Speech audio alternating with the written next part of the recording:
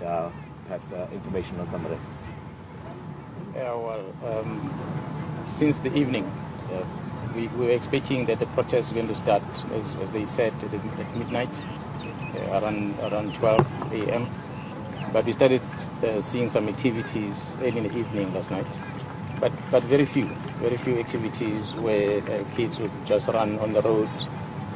They put some branches on the road, they put stones, but police were very fast in responding to such.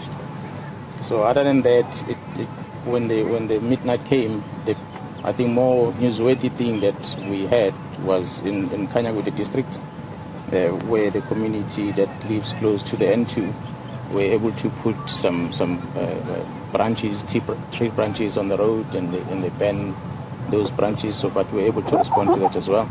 We just had an incident where there was a shooting incident to a truck driver, a truck that was traveling towards Mozambique.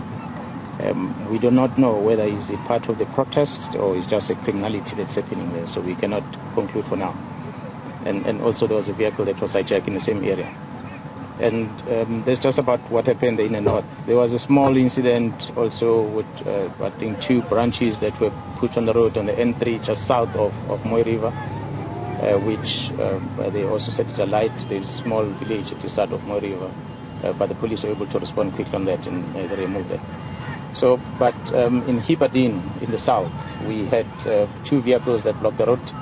We confiscated those cars and we arrested, and we will try by all means to make sure the owner will never get those cars back again, if all possible, because they knew what they were doing. So we'll try and forfeit them to the state as much as we can. So there's few arrests that we've effected for people that were blocking the road, refused to disperse even after they were warned to get out of the road. But other than that, it's just normal crime initiatives that we've been having. We've been recovering firearms, as we're doing stop and searches and the likes. I just want to quickly go back to the truck driver, General. Was that truck driver killed or did he survive that attack? Yeah, well, he was not injured, fortunately. He survived. The other person, the owner of the other vehicle that was hijacked, is the one that was injured when they hijacked this car. Lieutenant General, my apologies. Going forward now, we do expect that there might be more protests this evening. Are you ready for deployment? How many officers are we going to see in the streets?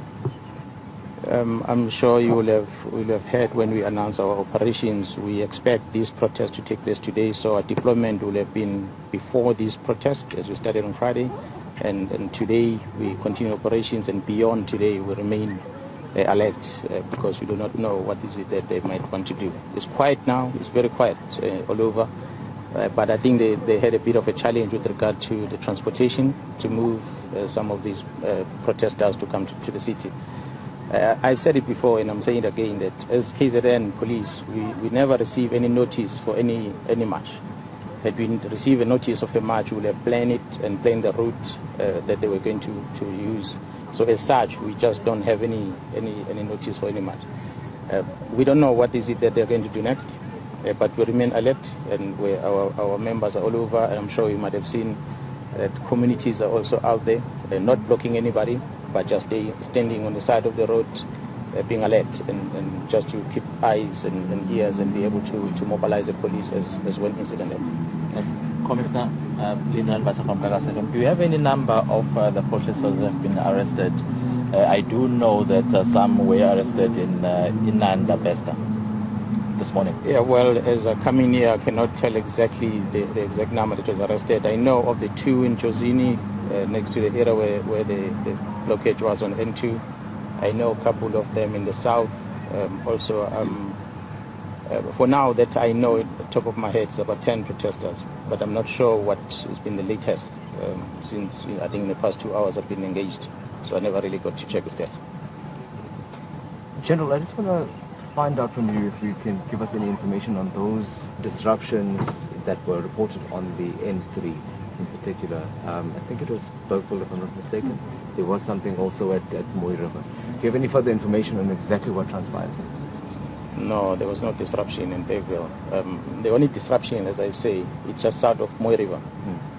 But also it wasn't much of a disruption. I think somebody took a few branches of the tree and put on the road and set it alight.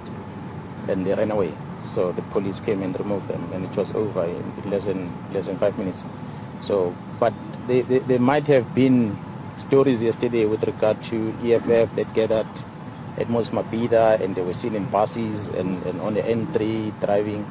It was not really EFF. We had the Pick and Pay Union, which was hosting their own event at Mabhida. We policed that. Everyone has got to ride together. It so happened, unfortunately, they were all wearing red t-shirts and red caps. So from the eyes of the public, when you see red, then you'll assume that it is this political party, and yet it was not. So they did what they did yesterday. After that, they got into the buses and they traveled to different parts of the country. Presidential Commissioner, just a question from my side. This morning there were disruptions in Inanda. The M25 in particular was closed off. It has been opened though, but EFF members are saying they are going to close that road again. There were Nyalas and several police on the scene. Will those police be stationed there throughout the course of the day? We try by all means to cover all the critical areas. That area specifically has got a shopping center, a small shopping center for the community there, and a garage. During 2021 unrest, it was one of the badly affected areas. So the community structures in the area, which is the CPF and Committee in Blue that we work with, they've been alert, and because we told them if they destroy this, we can't expect the police to be in every corner in this province. We need communities to also stand guard and be able to protect their properties. And when they see something, they alert the police, and that's what happened. We were not there, and the community saw something because we're not far. We've got teams that are moving around. That's why the police were quick there. Sorry, Commissioner, can you just talk to us about the toll gates? Are people able to go through our tolls? Are they safe? Do we have patrols there? KZN is open. It's open for business, so everything happens as normal. It's unfortunate that majority of people might have taken leave today because it's anyway the holiday. But when you drive around, I'm sure you go to the beachfront around town, you'll see the number of buses that have got a lot of tourists that are here in Devon. That tells you that people are coming here to enjoy themselves, and we'll make sure that they enjoy themselves until they leave. Commissioner, how much has this entire operation cost to the police in KZN? Well, I can't put figures for now because I have not necessarily do the maths, but I haven't done the maths on that. The figures of those that we mobilize, the members that ordinarily they would have been on rest days that we have to call in so that they are able to help us in protecting the citizens. We spend over 30 million rands for that, just KZN alone. So you can imagine, because we have to pay them special allowance for them to go on duty. There's obviously a lot of other costs involved, the fuel costs, as we are patrolling, aircraft cost money when it flies. So there's a lot of other costs that we'll be able to calculate that when the operation is done. Commissioner, we see that you're about to take off. Can you share with us your location? Where will you be flying over? No, it's an operational flight. So it's an operational flight. It's not a tour. I can't necessarily tell you where I'm going now. It's an operational flight. But really, I just want to do an assessment of the situation around the province, focusing mainly in those areas that were badly affected in 2021, and also our strategic critical infrastructure that we've identified, including national key points. So I want to just have a feel that all is good there, because I can only be able to confirm our forces where they are deployed if I see them. It's one thing to see it on paper, but it's another when you go around and you get to confirm that they are indeed in their posts.